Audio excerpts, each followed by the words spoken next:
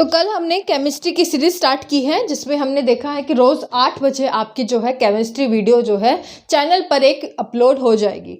तो कल की वीडियो में जो हमारा चैप्टर 1 आप कह सकते हैं, कल की वीडियो में हमने एक बेसिक चीज़ें जो है केमिस्ट्री में बेसिक इंट्रोडक्शन जो है आपका थोड़ा सा देख लिया था और साथ ही हमने एक ओवरव्यू देखा था कि हम केमिस्ट्री के सिलेबस को किस तरह से कवर करेंगे। तो यहाँ पर कुछ टॉपिक्स जो है मैंने सीरियल वाइज लिखे थे जिसमें मैंने कहा था कि कोई ज़रूरी नहीं है कि आगे पीछे टॉपिक हमारा हो सकता है उसी सीक्वेंस में हो, ऐसा कुछ भी नहीं है।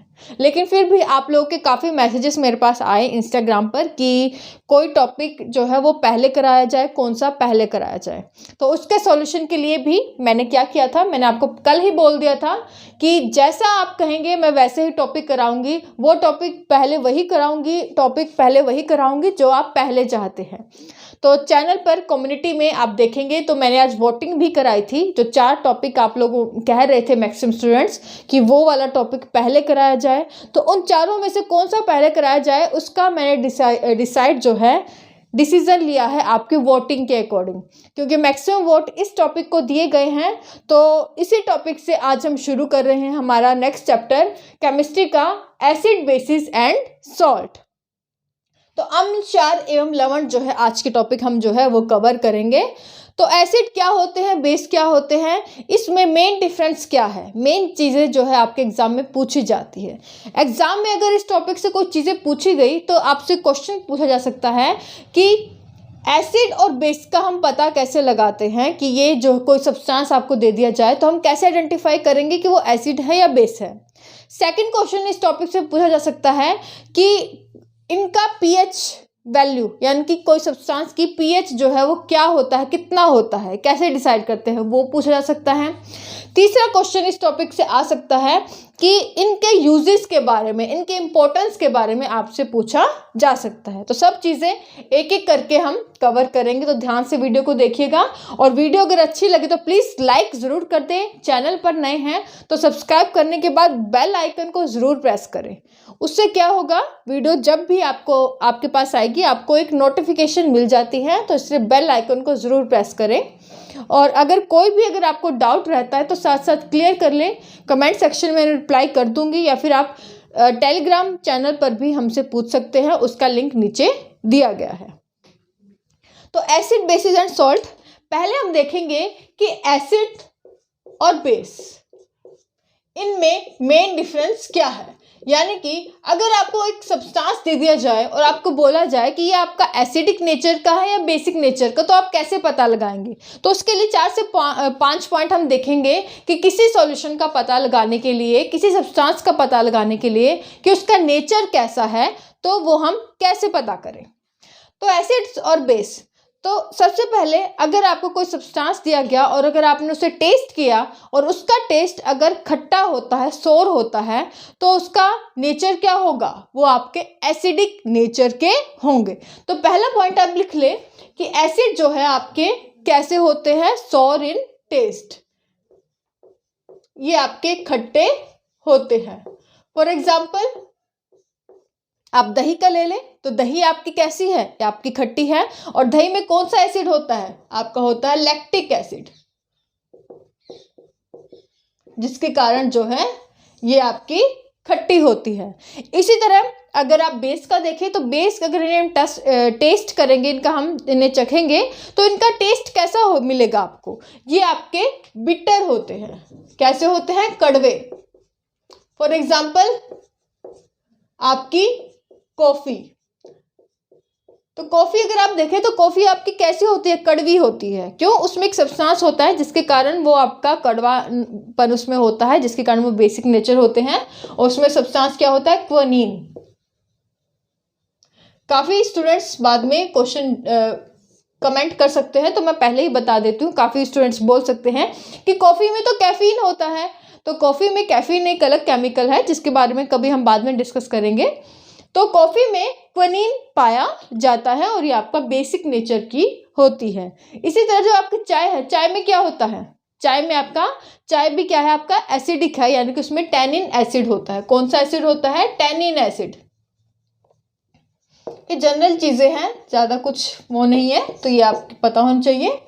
तो पहला हमने देख लिया कि टेस्ट से हम पता लगा सकते हैं। अब आप कहेंगे कि हम क्यों किसी चीज़ को टेस्ट करें, वो हमारे लिए हार्मफुल भी तो हो सकती है, हमारी जीभ भी तो जल सकती है इतना अगर हम किसी भी चीज़ को अगर टेस्ट करने लगे। तो ये एक ऑथेंटिक मेथड नहीं है, तो बिल्कुल नहीं ऑथेंटिक मेथड, क्योंकि हम किसी भी चीज़ को अननोइंगली जो है वो टेस्ट उसका नहीं कर सकते हैं। तो सेकंड आप कहेंगे कि आप उसे किसी वाटर सॉल्यूशन में डालकर देख लीजिए। मतलब आप कोई एसिड सब्सटेंस है, कोई भी एसिड ले ले, हम बात करते हैं HCl की, हाइड्रोक्लोरिक एसिड की। अगर आप इसको एक एक्वस सॉल्यूशन यानी कि वाटर में डाल देंगे, तो वाटर को किसी वाटर सॉल्यूशन, इसके लिए हम एक टर्म यूज़ करते हैं केमिस्ट्री में, साइंस में, एक्वस। तो कंफ्यूज मत होइएगा, AQ मतलब वाटर आपका जो सॉल्यूशन है।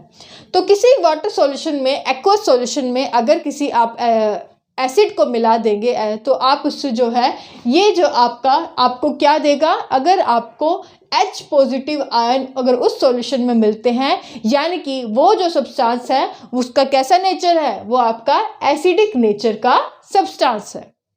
दूसरी तरफ इसी तरह अगर आप किसी बेसिक सब्सटेंस को, फॉर एग्जांपल अगर आप NaOH ले लीजिए, KOH, किसी भी बेस को ले लीजिए, इसे अगर आप किसी एक्वस सॉल्यूशन में मिलाते हैं, वाटर सॉल्यूशन में डालते हैं, और अगर आपको उस वाटर सॉल्यूशन में उसके बाद कैसे आयन मिले, OH नेगेटिव आयन मिले, यानी कि वो जो सब्सटेंस है उसका नेचर कैसा है, वो आपका बेसिक नेचर का है।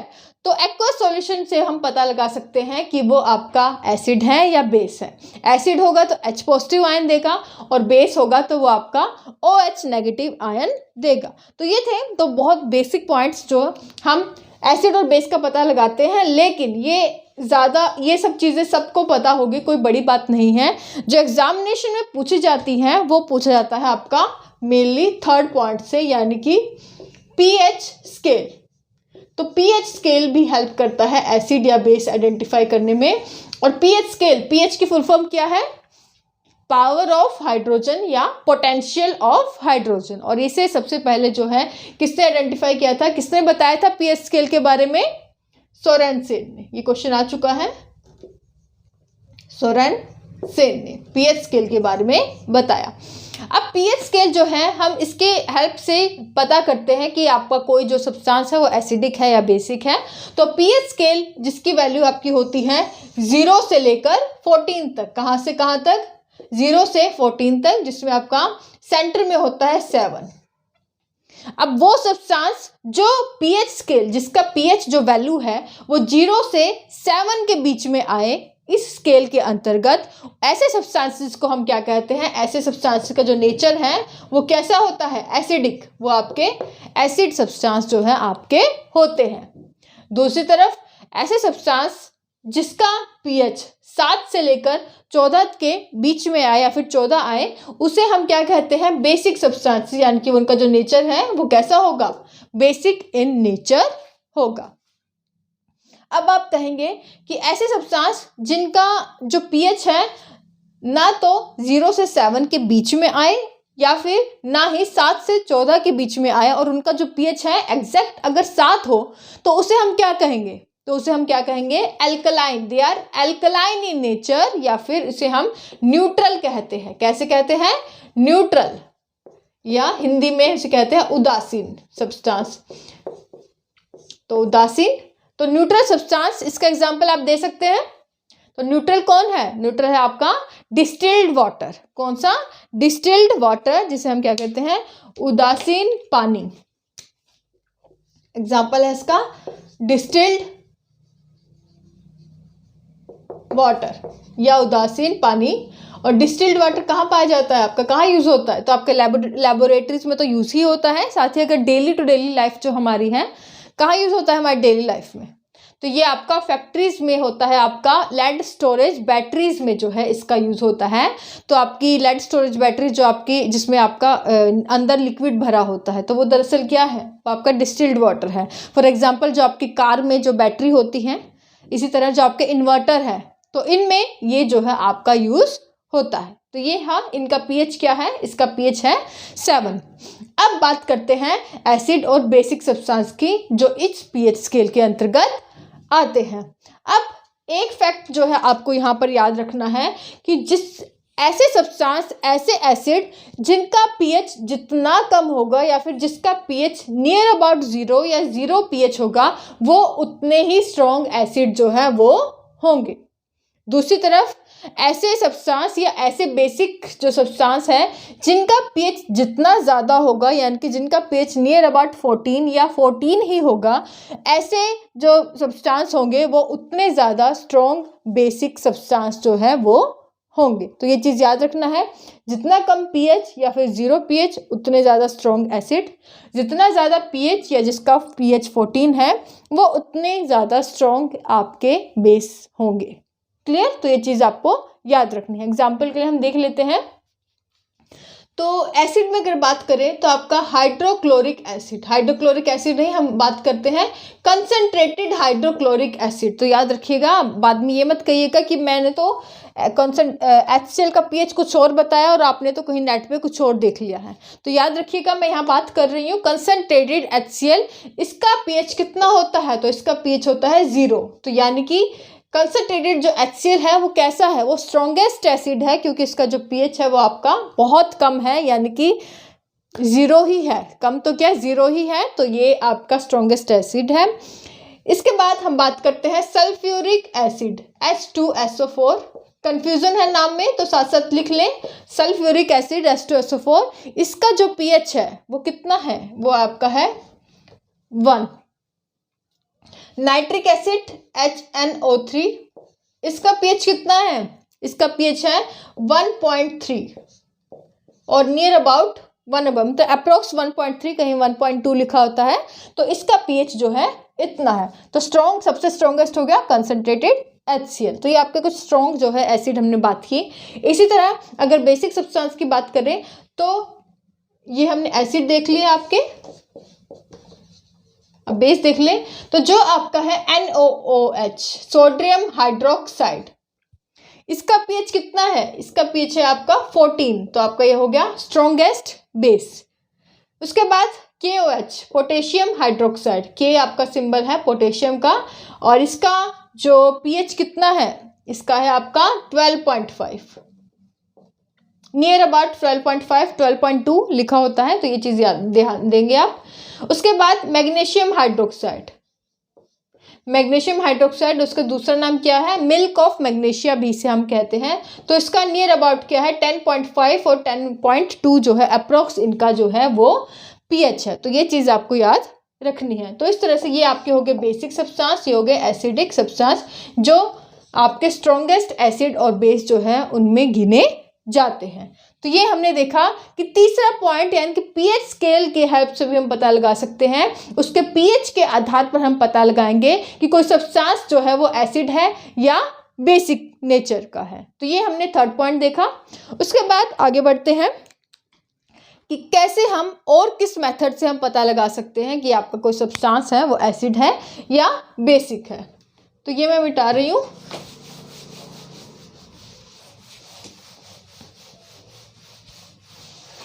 तो यहाँ पर हम देख लें। तो नेक्स्ट है आपका लिटमस पेपर। तो लैब में, स्कूल टाइम में हमने बहुत देखा है लिटमस पेपर की हेल्प से पता लगाने के लिए। बहुत जनरल से अगर हम देखें तो अगर आपका कोई सब्सटेंस अगर ब्लू लिटमस को रेड में कन्वर्ट कर देता है, यानी कि वो कैसा है? एसिड है। इसी तरह अगर कोई सब्सटेंस आपका रेड लिटमस को ब्लू में कन्वर्ट कर देगा तो वो उसका नेचर कैसा है? ये आपका बेसिक नेचर का। तो ये तो कोई भी बता देगा, लेकिन कॉम्पिटिटिव एग्जाम में पूछा जाएगा कि ये जो आपका लिटमस पेपर है इसकी इंपॉर्टेंस क्या है, यानी कि ये आपका किससे बना होता है, ये आपका क्वेश्चन आपसे एग्जाम में पूछा जाता है। और ये इसी क्वेश्चन से रिलेटेड जो है 3 से 4 क्वेश्चन आपके और बन जाते हैं, और 1-2 क्वेश्चन आपका बायोलॉजी का भी यहाँ से बनता है। तो ध्यान से देखिएगा। तो लिटमस पेपर किससे बनता है? तो आपने सुना होगा एक सब्सटेंस, आपका एक वेजिटेशन है लिटमस, लाइकेन।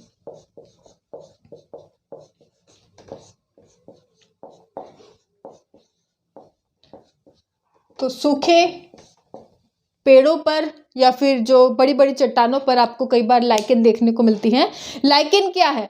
तो लाइकेन क्या है? ये आपका दो सिम्बायोटिक एसोसिएशन है, सहजीवी संबंध है किस किस के बीच में, एल्गी और फंजाई के बीच में, एल्गी और फंजाई। एल्गी को हम हिंदी में क्या कहते हैं, ये आपकी होती है शैवाल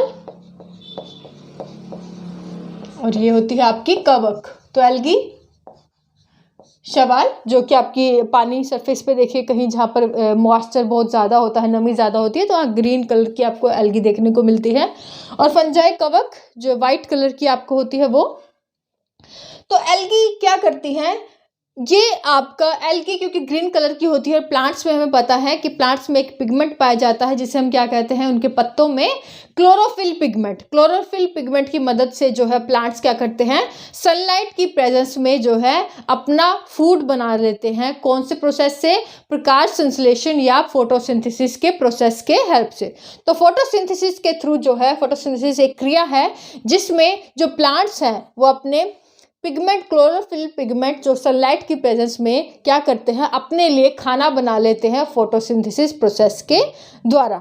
तो ये इसी तरह एल्गी भी अपना जो है खाना खुद बना लेती है। लेकिन इसके लिए, एल्गी के लिए तो इसने खाना खुद बना लिया, लेकिन फंजाई क्या करती है, फंजाई मेन काम इसका क्या होती है कि ये जो है वाटर एब्जॉर्ब कर लेती है, यानी कि वाटर एब्जॉर्प्शन का मेन काम जो होता है वो आपका फंजाई बड़े अच्छे से ये काम करती हैं।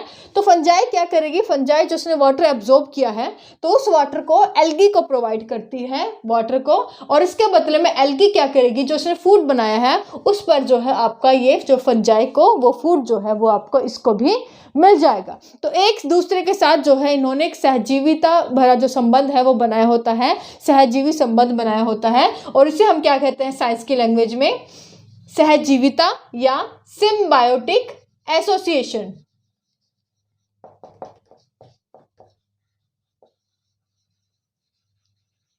सिम्बायोटिक एसोसिएशन या हिंदी में हम इसे क्या कहते हैं, सहजीवी संबंध। और इसी प्रोसेस को जब ये दोनों जो है एक दूसरे के साथ जो है एक जगह पर होते हैं, जिसके कारण सिम्बायोटिक एसोसिएशन बनाते हैं, तब उसे हम क्या कहते हैं, तब उसे हम क्या कहते हैं, लाइकेन जो है वो कहते हैं। और इसी लाइकन में एक और चीज़ आप यहाँ पर इसके नोट करेंगे लाइकन के बारे में। तो एक चीज़ हमने लाइकन की ये नोट की, उसके बाद लाइकन को हम पॉल्यूशन इंडिकेटर भी कहते हैं। क्या कहते हैं, पॉल्यूशन इंडिकेटर भी कहते हैं। क्यों कहते हैं, कहा जाता है कि जहाँ पर जो है आपकी लाइकेन पाई जाती है वहाँ की जो एयर है वो बहुत क्लीन होती है। क्यों क्लीन होती है, क्योंकि लाइकेन सिर्फ वहीं होती है जहाँ पर आपका SO2 नहीं पाया जाता है, सल्फर डाइऑक्साइड जो है वो गैस नहीं पाई जाती, जो कि आपका एयर पोल्यूशन का मेन इंडिकेटर होता है। मतलब SO2 अगर नहीं पाया जाएगा तो वहाँ पर ही आपकी लाइकेन भी मिलेगी। अगर आपको कहीं लाइकेन मिल जाती है तो समझ जाइए कि वहाँ पर जो एनवायरनमेंट है बहुत क्लीन है, एयर क्लीन है, क्योंकि वहाँ पर SO2 गैस जो है वो नहीं है। तो पॉल्यूशन इंडिकेटर है आपका लाइकेन, क्योंकि यह क्या है, बताता है कि वहाँ पर पॉल्यूशन जो है वो नहीं है। तो याद रखिए कि कौन सा प्लांट पॉल्यूशन इंडिकेटर कहलाता है, तो वो है आपका लाइकेन। तो तीसरी चीज़ जो है आपको लाइकेन के बारे में ये याद रखनी है। एक और चीज़ यहाँ पर, जो एल्गी है ये आपका कौन सी किंगडम में आता है, ये आपके प्लांट किंगडम में आता है। अगर आप बायोलॉजी में अगर आप देखेंगे तो 5 जगत होते हैं आपका, प्लांट, एनिमल्स, फंजाई, ये सब। तो ये आपका प्लांट किंगडम है, जबकि फंजाई है दूसरा है ये आपका फंजाई। ये अपने आप में एक किंगडम या जगत है। तो ये अलग अलग 2 किंगडम मिलकर आपकी लाइकेन बनाते हैं। तो लाइकेन के बारे में पता लग गया कि ये आपका पॉल्यूशन इंडिकेटर है। अब मेन चीज़ जो हम इस टॉपिक में देख रहे थे, वापस इस पर आ जाइए, लिटमस पेपर। तो लिटमस पेपर हमें पता लगा कि हेल्प करता है कि एसिड और बेस का पता लगाने में। अब लिटमस पेपर जो है वो बनता कैसे है, तो लिटमस पेपर आपका दरअसल किससे बनता है, लाइकेन से। तो लाइकेन में जो आपकी एल्गी की जो आपकी छोटी छोटी जो पत्तियाँ होती हैं, उस पत्तियों को सुखाया जाता है, रगड़ा जाता है, और उसके बाद एक फिल्टर पेपर पे उस पर रेडी कर लिया जाता है, और उस पेपर पर ब्लू और रेड कलर की 2 डाई डाल दी जाती है, जिसे हम क्या कहते हैं, उस पेपर को लिटमस पेपर कहते हैं। तो लिटमस पेपर किससे बना होता है, तो ये आपका लाइकेन से बना होता है। तो इसलिए मैंने इतना एक्सप्लेन भी किया है लाइकेन के बारे में, क्योंकि क्वेश्चन यहाँ से पूछा जाता है और पूछा जा चुका है। तो याद रखिएगा लाइकेन के बारे में याद रखना है आपको। सबसे पहले लाइकेन के से ही आपका लिटमस पेपर बनता है। दूसरा, लाइकेन किस किस का सिम्बायोटिक एसोसिएशन है, ये चीज़ याद रखनी है। और सिम्बायोटिक एसोसिएशन में एल्गी प्लांट्स में आता है और ये फंजाई खुद की एक किंगडम है। ये लाइकेन आपका एक पोल्यूशन इंडिकेटर भी है, जो कि जिससे हमें पता लगता है कि जहाँ पर भी आपकी लाइकेन होगी वहाँ पर आपकी SO2 गैस जो है नहीं होगी। तो ये था लिटमस पेपर के बारे में। तो लिटमस पेपर से भी हम पता लगाते हैं कि कोई चीज़ एसिड है या बेस है। तो ये पता लग गया। और ये किससे बने होते हैं? ये आपके लाइकेन की छोटी छोटी जो पत्तियां होती हैं उससे आप फिल्टर पेपर बनाते हैं। जिसके बाद उस फिल्टर पेपर पर आपकी अलग अलग 2 रंग की डाई डाल दी जाती है और उसे हम क्या कहते हैं? एंड में लिटमस पेपर कहते हैं। तो ये था, हमने 4th पॉइंट देखा कि जिसकी हेल्प से हम पता लगाते हैं कि कोई चीज़ एसिड नेचर की है या बेस नेचर की है। अब नेक्स्ट है इंडिकेटर डाई, जिसके हेल्प से हम पता लगाएंगे कि कोई आपका एसिड नेचर का सब्सटेंस है या बेसिक नेचर का।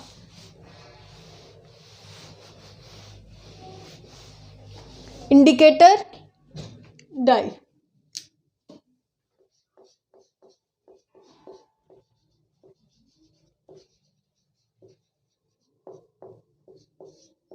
और एक और चीज़, वैसे तो ये जो लिटमस पेपर है वो कई तरह के होते हैं, एटलीस्ट कम से कम आप 12 तरह के होते हैं। लेकिन जो हमारे काम के हैं, केमिस्ट्री में जो हमारे काम के हैं, हम सिर्फ 2 लिटमस पेपर की बात यहाँ पर करते हैं।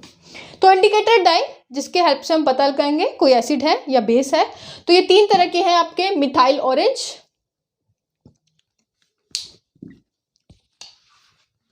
ऑरेंज,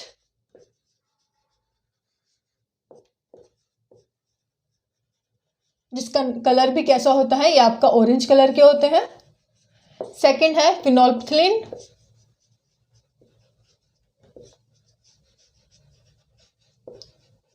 ये आपके रंगहीन होते हैं यानी कि कलरलेस। और तीसरी, ये आपकी क्या है? दोनों ये आपकी डाई है, इंडिकेटर डाई है, जिसकी हेल्प से हम पता लगाएंगे कि एसिड है या बेस है। और तीसरी आपकी टर्मरिक, यानी कि हल्दी।